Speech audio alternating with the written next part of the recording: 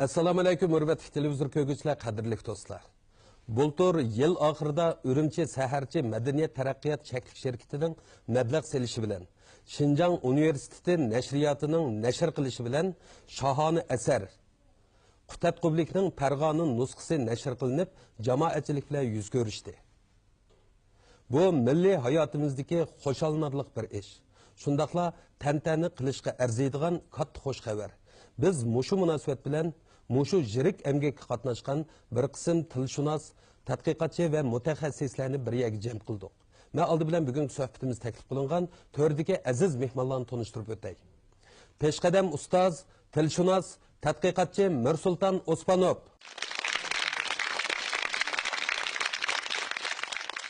Xinjiang Universiteti Filologiya institutining sobiq mudiri professor Arslan Abdulla Tahur.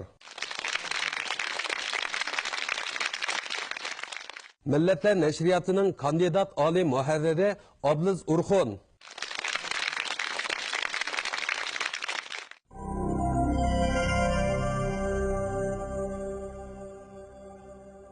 Qutatqu bilikning tadqiqotga kirishgan vaqtida biz asosan Resht Rahmati Aratning Qutatqu bilikning 3 qo'lyozmasini selishtirib chiqargan transkripsiyalik metnini asos qildik. Qutatqu bilikninki Farg'on nusxasiniki dunyoga kelganligi 2019-yili keladigan ulug' bobomiz Yusuf Hassajevning 1000 yilligiga tayyorlangan katta bir sovg'at deb qarayman.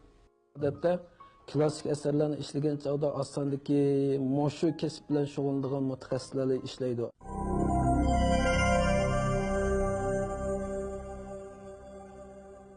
Endi Mirsultonga salomatligingizning yaxshi bo'lmayotganligiga qaramay, mush kitobni ishlashga qatnashibsiz.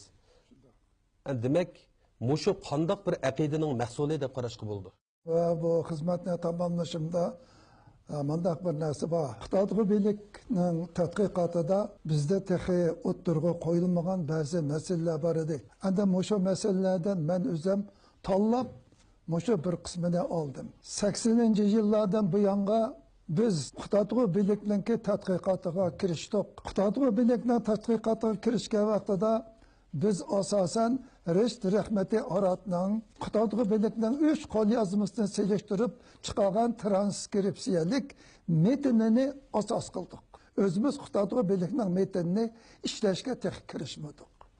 Birinchi sabab mushu. Qutatqu bilikning metnini ishlash uchun oldi bilan Qutatqu bilikning asli qo'lyozmasini ko'rish kerak. Buningsiz bu metnni ishlagala bo'lmaydi. Bu bir sabab. Ikkinchi bir sabab bizning Qutatqu bilik ustidagi 30 necha yillik tadqiqotimiz asosan ko'pincha adabiyot sohasida bo'ldi. Qutatqu bilikning til va yoziq masalasiga ancha kirishib ketmadik. Qutatqu bilikning til va yoziq masalasiga kirish uchun Qutatqu bilikniki qo'lyozmasi bo'lishi kerak. Buni o'zimiz ko'rishimiz kerak. Bu ikkinchi bir sabab. Üçüncü bir sebep, bizim yoshlarimiz ta hozirgacha Qutatqu bilikninki asli qo'lyozmasi bilan tanishgani yo'q. Bizda garchi 40-yillarda Turkiyada e'lonlangan Qutatqu bilikning 3 nusxasining faksimili qo'limizda bo'lsa-mu, lekin bular nayta tutuq. Ayni davrdagi saviya sababidan bu nayta odam ko'ngili bo'lmaydi, ba'zi yerlari aniq emas. Bu yoshlarimizga toza foydalanishga o'ng'aysizlikni tug'dirdi. Bu üçüncü bir sebep. Dördüncü bir sebep, Qutatqu bilik bilan xabardor bo'lgan cho'nglarimiz dunyodan safar qilib ketdi. Bizning yoshlarimizning kelgusida mushu ishga kirishiga ma'lum bir jarayon kerak bo'lib qoladi.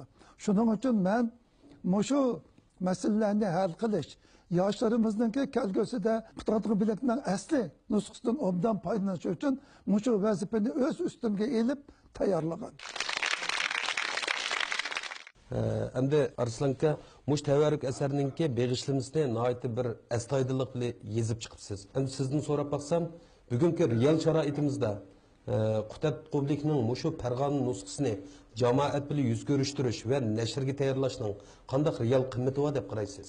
Shu Qutatqublikninki Farg'on nusxasiniki dunyoga kelganligi 2019-yili keladigan ulug' bobomiz Yusuf Hassajevning 1000 yillikqa tayyorlangan katta bir so'g'at deb qarayman. Unda bo'lishidagi sabab birinchidan endi shu qutatqubilikning matn tadqiqoti bizning mamlakatimizda bo'shliqdi.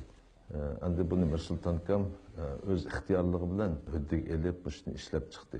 Menimcha buning birinchi ahamiyati bizning mamlakatimizda matnshunoslikdagi bir bo'shliqni to'ldirdi va matnshunoslikning Uyg'urlar ichidagi boshlanishini bir boshlab berdi. Menimcha buning birinchi ahamiyati.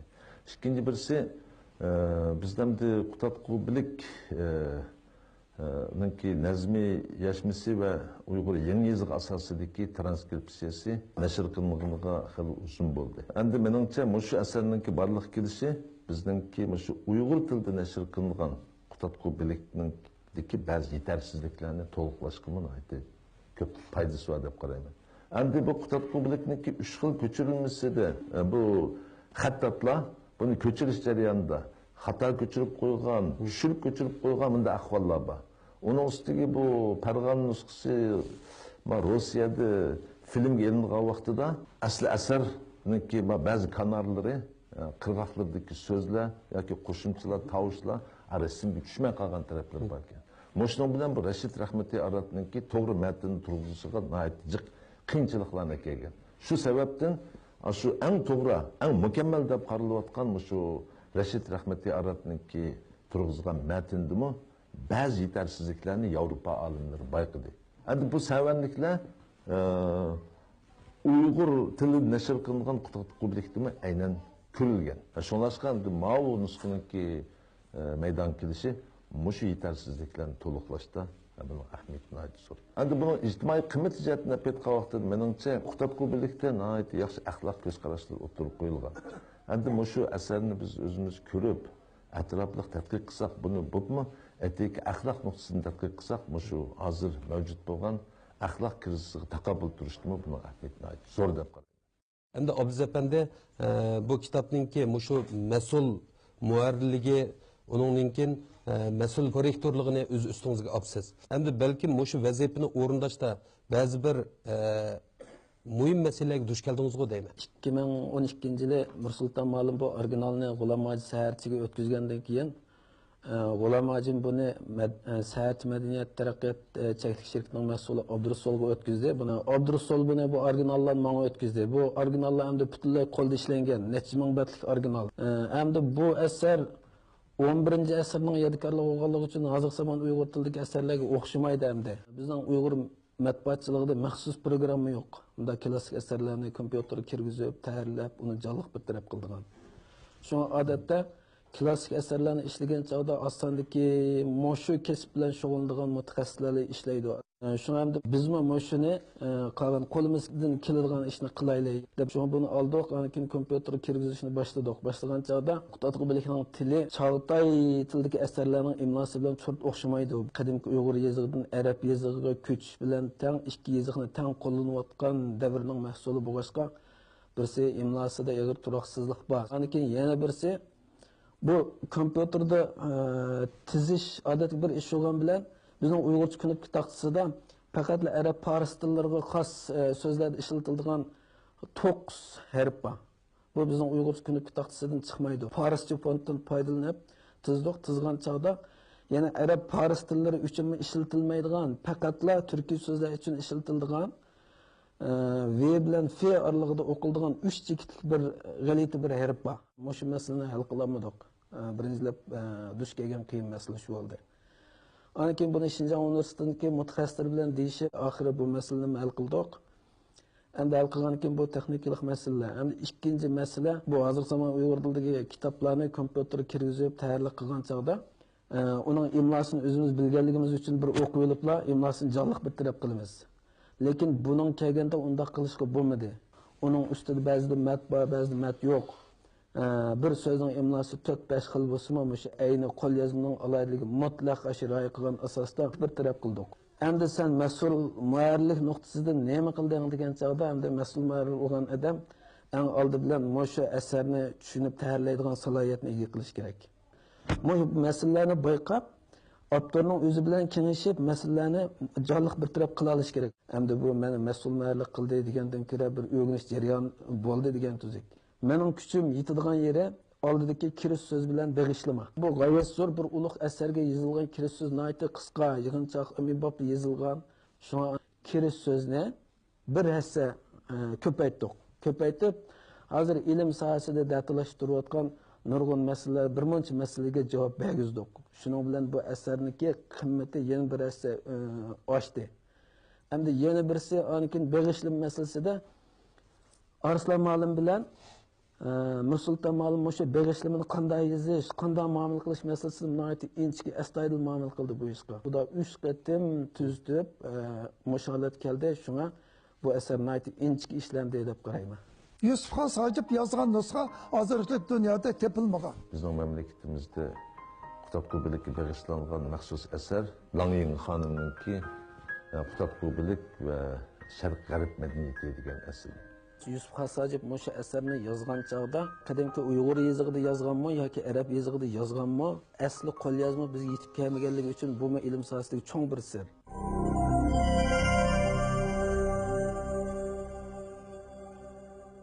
Endi Nursulton aka shunda zo'r hajmdagi bir qomus xarakterlik musha asarninki ishlanish uchun jafo tortdingiz. Endi demak mushuninki matnni bekitishda qandoq o'lcham va prinsiplarga amal qildik deb qaraysiz?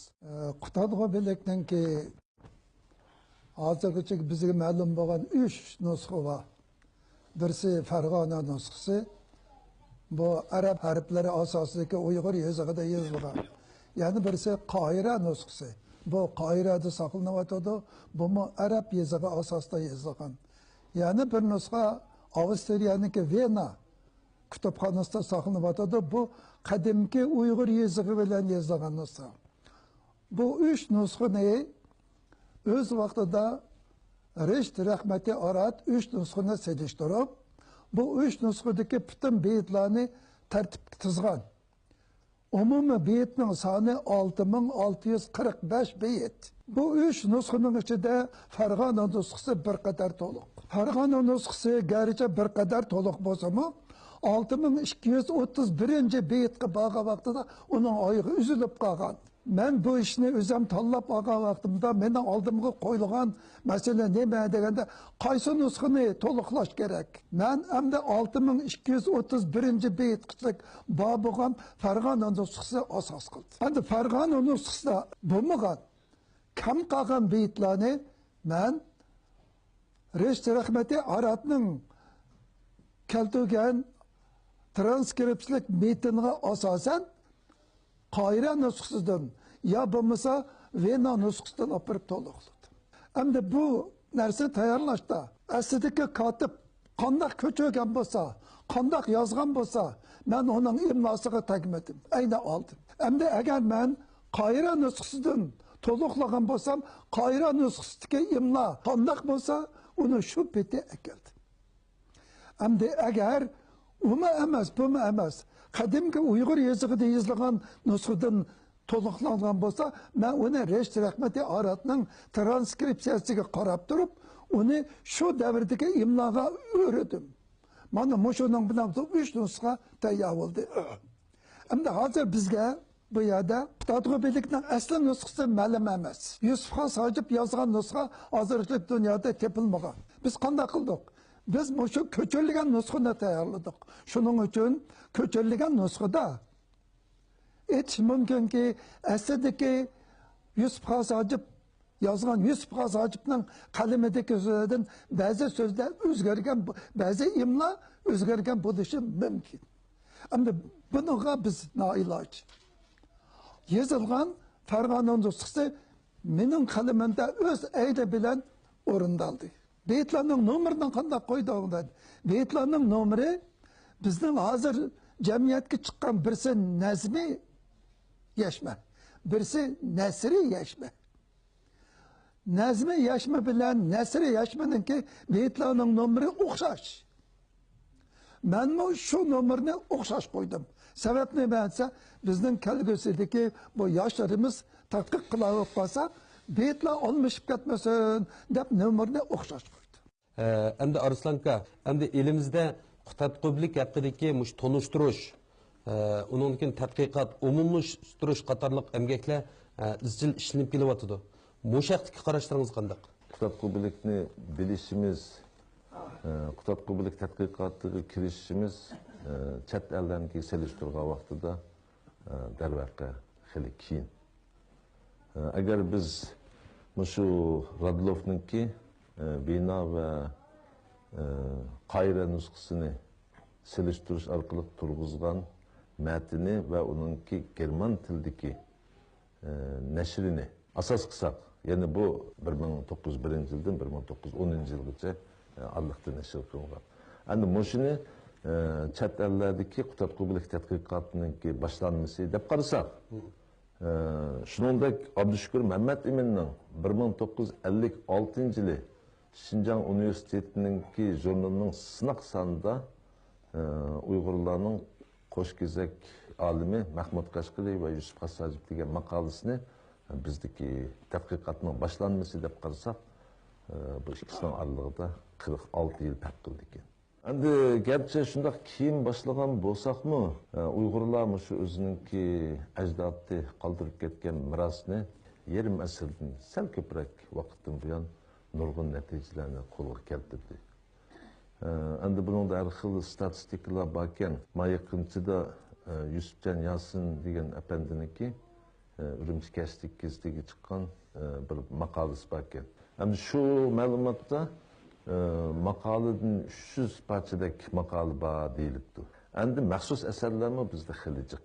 Langyin xonimninki Kutadqubilik va Sharq G'arb madaniyati degan asar. Bizning Uyg'urlardimi masalan marhum Yusufjonninki Kutadqubilik va qonunmi deyman, shundaqroq bir asar bor. Uningdagi mau Cumhur İctimai Fənlər Akademiyasidagi Rayhon Qodirninki ikki asari var. Umuman 10 necha parcha maxsus asar bor. Endi uningdan boshqa nurg'un to'plamlar chiqdi. Bu to'plamlarning ichiga nihoyat dangli xalqarodagi turkologlar, sharqshunoslarninki Kutadqubilikka bag'ishlangan asarlarimi tarjim qilingan. Umuman endi bizda bo'pmi shu Kutadqubilikninki Uyg'urcha nashri 1984-yili. Onun faksimili 85, ondan keyin Xanzu tilidagi tarjimasi bu nashr qilingandan keyin Kutadqubilikninki tadqiqoti texmi keng doirada, texmi cho'nqur davomlashdi. Endi meningcha bu Kutadqubilik tadqiqotida ishlaydigan ishlarni xili bor. Tegishlik nurg'un odamlar bor. Shuni unutib qolibman. Shu Ahmad Ziyoyi deymiz, Abdurahim O'tkir deymiz, Abdushukur Muhammad Emin deymiz, ondan keyin Abdushukur Turdi, ondan keyin mana Mirsulton kam yerimizda o'tiribdi, ondan keyin Mahmud Zaidi, shu qatorliq odamlarni Kutadqubilik haqida gap bo'lgan vaqtida cho'qim eslab o'tish kerak. Endi Abduz Efendi, sizdan so'rab baksam, shu Kutadqubilikning 3 nusxasi kasbiy sohadagi kishilarga, ilim dunyosidagi kishilarga tanishlik qilgan bilan endi avomga nisbatan notanish. Shu 3 nusxa haqida bir to'xtalib o'tamsiz. Yusuf Hassajov shu asarni yozgan chog'da qadimki Uyg'ur yozig'ida yozganmi yoki arab yozig'ida yozganmi, asli qo'lyozma bizga yetib kelmaganligi uchun bu ilm sohasidagi cho'ng bir sir. Hozir hamda ilm dunyosi qayta ma'lum bo'lish yil tartibi bo'yicha sanab kelsak, bu 3 xil qo'lyozmadan eng dastlabda ilm dunyosiga ma'lum bo'lgani Vina nusxasi. Buni 1939-yili Afg'onistonning Herat shahrida Hasan Qarasoyil Shams degan kishi ko'chirib ekan. Endi bu asar 1796-yili Avstriyalik sharqshunos Hamir Purgiston degan odam shu Istanbulda diplomatik xizmat qilib o'tib, shu yerda qo'lyozma ko'chini setib olgan, setib olib Avstriya Vina davlat kutubxonaga o'tkazgan. Bu qo'lyozma qadimgi Uyg'ur yozig'ida ko'chirilgan, Herat ko'chirilganligi uchun Herat nusxasi deb atildi, Vina nusxasi deb atildi. Endi ilm dunyosiga ikkinchi qatim ma'lum bo'lgan nusxa Qoyra nusxasi. Bu 1896-yili shu Misr Hidiv podshohlik xalqi kutubxonadagi xodimi nemis olim ekan. shu kishi tunji qatim bayqab buni muqovlab shu ilm dunyosiga ma'lum qilgan shu kishi ekan. Bu Misrda saqlanganligi uchun Qayra nususi deb atildi. Bu arab yoziga ko'chirilgan. Endi eng oxirgi qatim ilm dunyosiga ma'lum bo'lgan qo'lyozma 3-chi qo'lyozma Farg'ona nusxasi 1910-yili ataqlı Türkolog, şərqshunos Zeki Velidi Toğan şu O'rta Osiyoga ilmiy tekshirishga kelgan chaqda bir shaxsiy kitob burishning kitobxonasida bayqab qolgan. Hoji Ishan Muhammad Lalerish degan kishining kitobxonasidan. Buningga qattiq qiziqib setilishga intilgan bo'lsam, lekin set ololmagan. Shuni qaytib berib Shura jurnalida bu haqda ma'lumot bergan. Shu ma'lumot bo'yicha 1924-yili O'zbek olimi Fitrat shu kishining qo'lidan setilib, anikin bir mezgildan keyin o'zi tadqiq qilib ba'zi uchurlarni bergan ekan, O'zbekiston davlatlik kutubxonaga taqdim qilgan. Uyg'urlar orasida tunji qatim shu Qutatqu bilik haqida uchur ma'lumot bilgan kishi Nazarxo'ja Abdusamat Uyg'ur bolasi. Endi ikkinchi qatim 1915-yili Tatar sayyohi Nushirvan Yoshib shu janubga qilgan safarda Abduqodir Damullan bilan shu koni kitoblar haqida suhbatlashib o'tib, Abduqodir Damullandan bunda so'z anglaydi ekan. Bizde o'z zamonasida shu arab faris tillaridan xoli saf Uyg'ur tilida yozilgan Qutatqu bilik deb bir asar bor-da. Buni bir necha yillar ilgari chet ellik ekspeditsiyachilar bizning bu yerni setilib chiqib ketdi deb menda uchur bergan. Bu uch xil qo'lyozma haqida Uyg'urlarning bilishi, xalqlarning bilishmaychilik. Qutatqu bilikdagi makan Ballasaqun va Qashqar.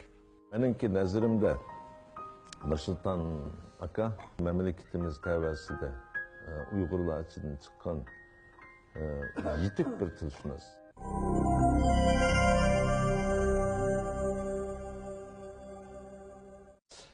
Endi Nursulton aka, siz bir tilshunos bo'lib salohiyatingiz bilan nima uchun Qutatqu bilikdan iborat musha asarni Uyg'ur tilining yodikorligi deb sifatlaymiz? Qutatqu bilik milliy tavalligiga baho berishda makan va zamonni e'tibordan qoldirishga bo'lmaydi. Ya'ni qayerda qachon yozilgan. Mana bu narsa Qutatqu bilikka baho berishda, uning milliy tavalligini ayirishda intayin muhim. Qutatqu bilikdagi makan Ballasaqun va Qashqar. Qutatqu bilikdagi zaman qaya? Zaman Bug'ra xonlarning zamoni 11-asr.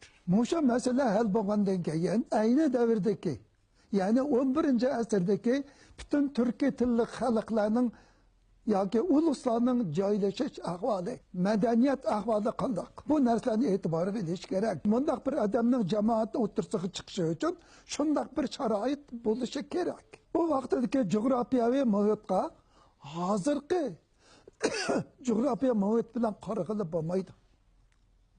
Mana bu narsalar Qutatqu bilikka baho berishda eng avval lozim bo'lgan muhim qarash. Endi Qutatqu bilikning til alohidligi. Qutatqu bilik yillik til. Ya'ni so'zning beshida yi keladi.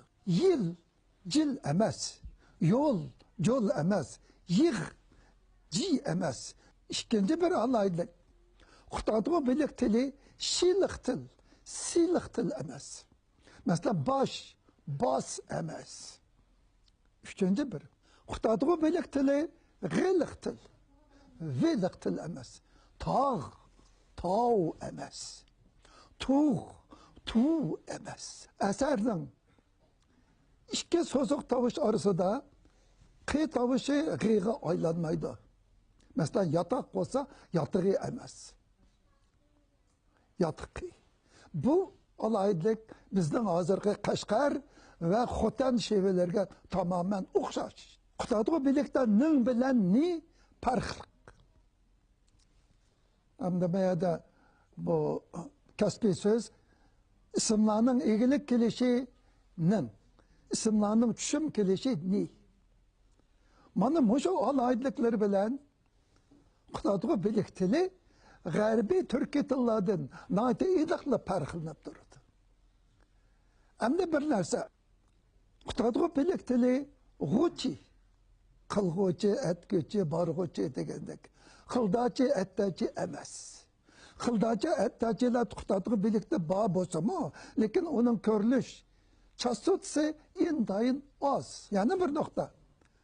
Fe'llarning kelgusi zamoni borur, kelir, qolur o'xshash. Bu avval divan lug'at turkida Mahmud Qashqari bizga tanishtirgan ayni davrdagi Uyg'ur tili bilan o'xshash. Shu davrda, ya'ni 11-asrda İdiqut xonligi tavasida maydonga chiqqan Oltin Yaroq, Maytri Sebet va shuningdek o'zi Shonjongning umr tarixi o'xshagan muhim asarlarning tili bilan o'xshash. Bu o'xshash bo'lgandan keyin ondaqsi bu til nima til bo'ladi? Bu tilni o'xshash Uyg'ur tili. Faqat bu ikki tilning o'rtasidagi farq nada desa, u yoqda islom dini asosidagi so'zlar chaqiriq. Bu yoqda Budda dini asosidagi so'zlar chaqiriq. Qutadg'u belikdanki nasri kirish qismida mundaq bir so'z bor. Kitobni taslib qilig'li balasog'in mavludlik parhez izisi turur. Ammo bu kitobni Koshg'ar elida tugal qilib, Mashriq maliki Tavg'osh Bug'roxon ustiga kigirmish. Yozg'uchi balasog'inda tug'ilgan. Kitobni nada tamom qilgan? Qashqarda tamom qilgan. Qutadg'u belikdanki kirish nazmi qismida bu Bug'roxon vaqti ichira ani yama xon tilincha bu oymish muni. Xon tili nima til? Mahmud Qashqari ko'rsatgan Xoqoniya tili. Shuning uchun biz yuqorqi amaliy faktlar va umumiy qarash bo'yicha Qutadg'u belikning tili ayni davrdagi Uyg'ur tili deb ataymiz. Endi Arslanka, endi mo'shiningga bizning ustozimiz Mirsulton Osmanov apandi qatnashibdi, nurg'u emgak qilibdi. Mirsulton Osmanov apandininki mushu tilshunoslik shundaqla qadimgi yodgorliklar tadqiqotidagi to'psi haqida bir ikki kalima tushuncha berib o'tsangiz. Meningki nazarimda Mirsulton aka mamlakatimiz tavasida Uyg'urlar ichidan chiqqan yetuk bir tilshunos. Oldi bilan Mirsulton aka shu Uyg'ur tili dialektlarning chek chegarasini ayirishda eng asosli rol o'ynagan adam. Uyg'urlar ichida tunji bo'lib, Uyg'ur tilininki markaziy dialekt, Lopnor dialekti va Xotan dialektininki chek chegarasini aniq ayirib bergan. Ikkinchi bir to'pisi shu Lopnor dialekt haqida chet ellik olimlar o'xshamaydigan ko'z qarashlar bo'lgan. Bu Lopnorliklar Moğollarninki avlodi, Qirg'izlarning avlodi degandek ko'z qarashlar bor.